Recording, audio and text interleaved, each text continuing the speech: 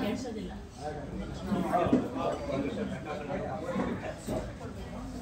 ಈ ಸರಿ next time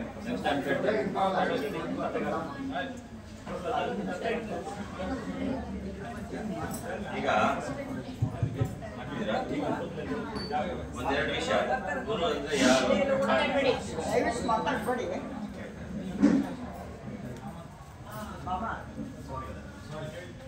हा एक सांग पळा तुम्ही ऐकून घेणं तसं शिकू का गुरुविषय तुम्ही ಗೊತ್ತು ಅಷ್ಟೇ ಮೋಸ್ಟ್ಲಿ ಬಟ್ ಪ್ರಾಬಬ್ಲಿ ನಾಟ್ ಯಾಕಂದ್ರೆ ಇದು ನಾನು ಹೇಳ್ತಾ ಇರೋ ವಿಷಯ ಯಾರಿಗೂ ಯೂಶಲಿ ಗೊತ್ತಿಲ್ಲ. ಇದು ನಮ್ಮ ತಂದೆಯವರು ಹೇಳಿದ್ದು, ನಾನು ಸ್ಪೆಷಲ್ ಆಗಿ ಸ್ಟಡಿ ಮಾಡಿ ನೋಟ್ಸ್ ತಗೊಂಡಿದ್ದೀನಿ. ಅದು I will share it. Most probably ಗೊತ್ತಿಲ್ಲ. ಇದು ಗೊತ್ತಿದ್ರೆ ಹೇಳಿ, ನನ್ನ ಹತ್ರ 100 ರೂಪಾಯಿ ಇದೆ, ಇಲ್ಲಿ ಕೊಡ್ತಿದ್ದೆ. ಗೊತ್ತಿದ್ರೆ ನನಗೆ ಬರಬೇಕು 100 ರೂಪಾಯಿ.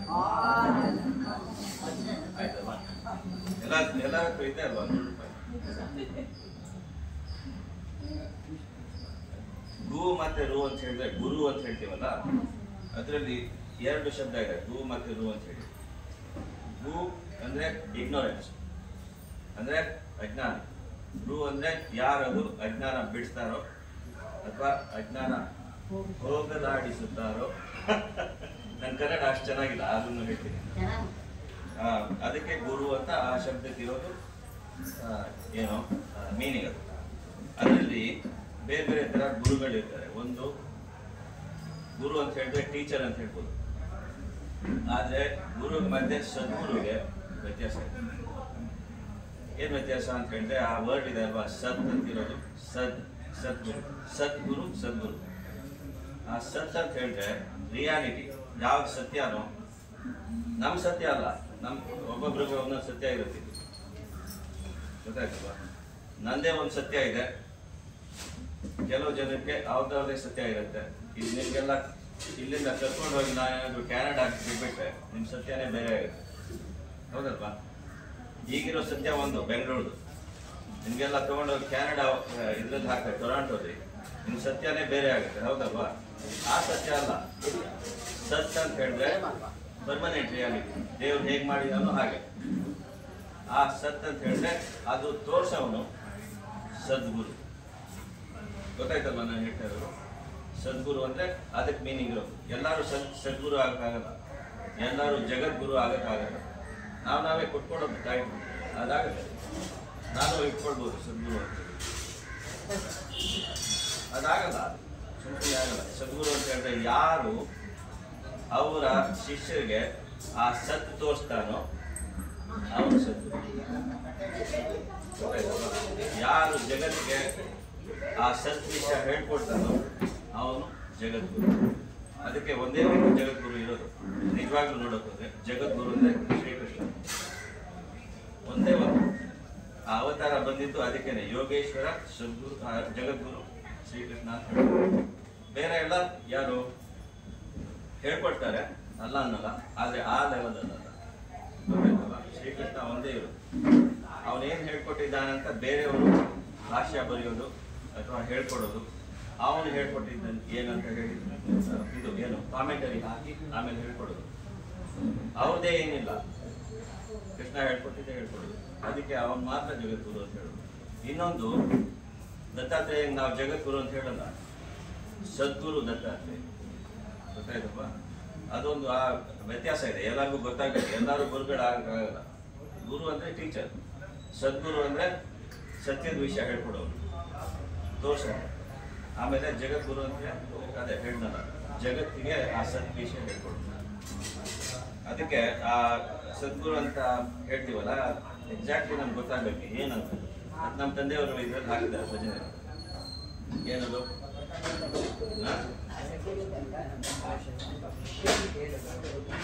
ಸದ್ಗುರು ಇದೆ ಅಲ್ವಾ? ಅದರಲ್ಲಿ ಅಜ್ಞಾನ ಹೋಗಲಾಡಿಸುವವನೇ ನಿಜ ಗುರು, ಜ್ಞಾನ ದೀಪ್ತಿಯ ಕರುಣಿಸುವವ ಗುರು, ಧ್ಯಾನ ಮೌನಗಳ ಸಾಧಿಸುವವ ಗುರು. ಹೌದಲ್ವಾ? ಬರೀ ಹೇಳೋದಲ್ಲ, ಅವ್ರು ಮಾಡಿ ತೋರಿಸ್ತಾರೆ. ನಿಜವಾದ ಗುರು ಏನಂದ್ರೆ ಅವ್ರ ಉದಾಹರಣೆ, ಅವರ ಎಕ್ಸಾಂಪಲ್ ಅಲ್ಲೇ ತೋರಿಸ್ತಾರೆ. ಏನಂತ ಪುನಃ ಮಾತಾಡ್ಬೇಕಂತಿಲ್ಲ. ಧ್ಯಾನ ಮೌನಗಳ ಸಾಧಿಸುವವ ಗುರು, ಜಾನಕಿ ನಾಥನ ತೋರುವವನೇ ಗುರು.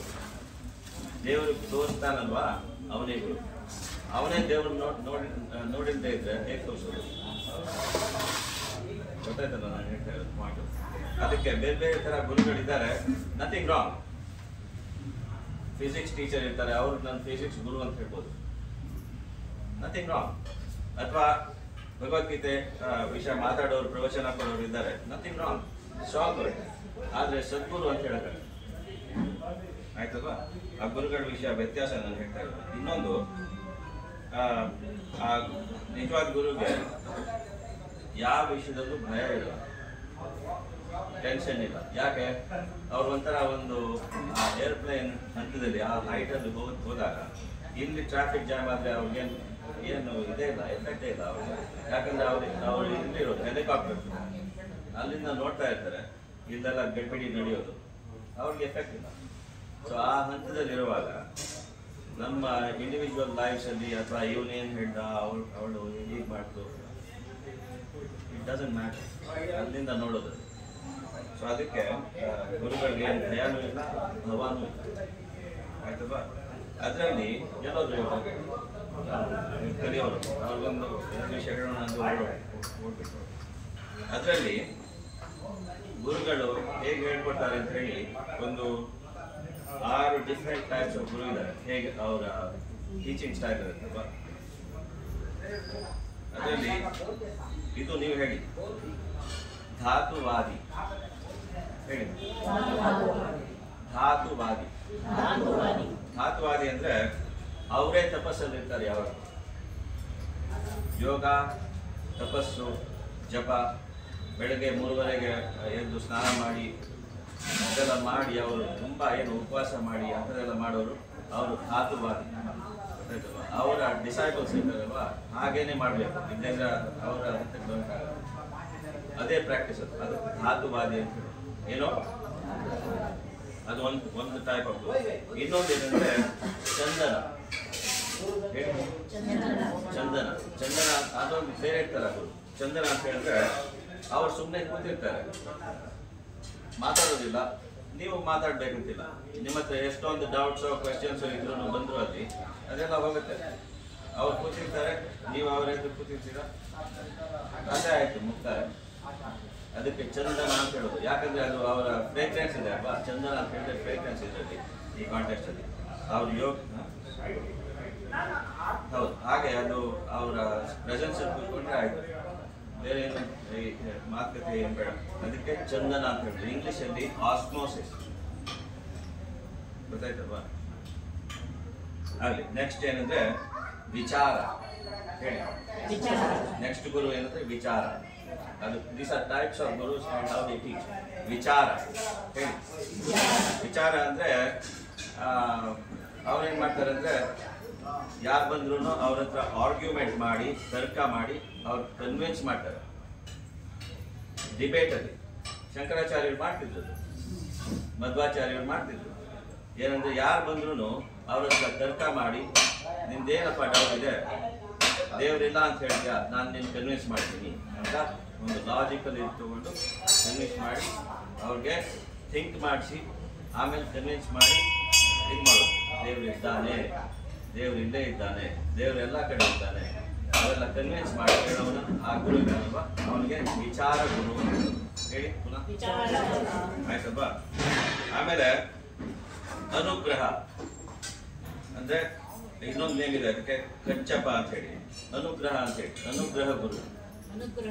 ಅನುಗ್ರಹ ಗುರು ಅಂದ್ರೆ ಅವ್ರಿಗೇನಂದ್ರೆ ನಿಮ್ಗೆ ನೀವು ರೆಡಿ ಇದ್ರೆ, ಶಿಷ್ಯರಾಗಿ ರೆಡಿ ಇದ್ರೆ, ಅವ್ರು ಸುಮ್ಮನೆ ಒಂದು ನೋಡೋದು, ನಿಮ್ಮನ್ನು ನೋಡೋದು ಅಥವಾ ಒಂದು ಸತಿ ತಲೆ ಕೈ ಹಾಕಿದ್ರೆ ನಿಮ್ಗೆ ನಿಮ್ಮ ಜ್ಞಾನ ಇಮಿಡಿಯೇಟ್ ಆಗಿ ಬರುತ್ತೆ, ನೀವು ರೆಡಿ ಇದ್ರೆ. ಅದಕ್ಕೆ ಅನುಗ್ರಹ ಗುರು ಅಂತ ಹೇಳ್ತಾರೆ. ಗೊತ್ತಾಯ್ತಲ್ವಾ? ಸೊ ಏನೇನು ಹೇಳಿದ್ದೀನಿ ನಾನು ಧಾತುವಾದಿ, ವಿಚಾರ ಮತ್ತೆ ಅನುಗ್ರಹ. ಹೇಳಿದ್ದೀನಿ. ಇನ್ನೊಂದು ನೆಕ್ಸ್ಟ್ ಇನ್ನೊಂದು ಎರಡಿದೆ. ಒಂದು ನೆಕ್ಸ್ಟ್ ಅಂದ್ರೆ ಪಾರಸ ಗುರು. ಹೇಳಿ.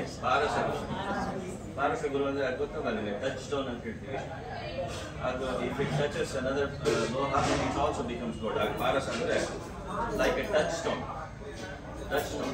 ಅವ್ರ ಹತ್ರ ಬಂದ್ರೆ ಅವ್ರೇನಿಲ್ಲ, ಒಂದ್ಸತಿ ಅವ್ರೇನಾದ್ರೂ ಮುಟ್ಟಿದ್ರೆ, ಅಂದ್ರೆ ರಾಮಕೃಷ್ಣ ಪರಮಹಂಸ ಮತ್ತು ವಿವೇಕಾನಂದ ಆಗಿದ್ದೆ, ಒಂದ್ಸತಿ ಅವ್ರು ಮುಟ್ಟಿದ್ರೆ ಏನಾಗುತ್ತೆ ಅಂದ್ರೆ ಪಾರಸದ ತರ you also become exactly like guru. ವ್ಯತ್ಯಾಸನೇ ಇಲ್ಲ, ನಿಂಗೂ ಗುರು ವ್ಯತ್ಯಾಸ ಇಲ್ಲ. ಗೊತ್ತಾಯ್ತಲ್ಲ? ಸೊ ಅದಕ್ಕೆ ಪಾರಸ ಗುರು ಅಂತ ಹೇಳೋದು. ಅವರು ನೋಡ್ತಾರೆ ನಿಮ್ದು ಏನೋ ಗುರು ನಂಬಲು ತನ್ನಂತೆ ಮಾಡುವ ಆಯ್ತಲ್ವಾ? ಸೊ ಅದಕ್ಕೆ ಅವ್ರು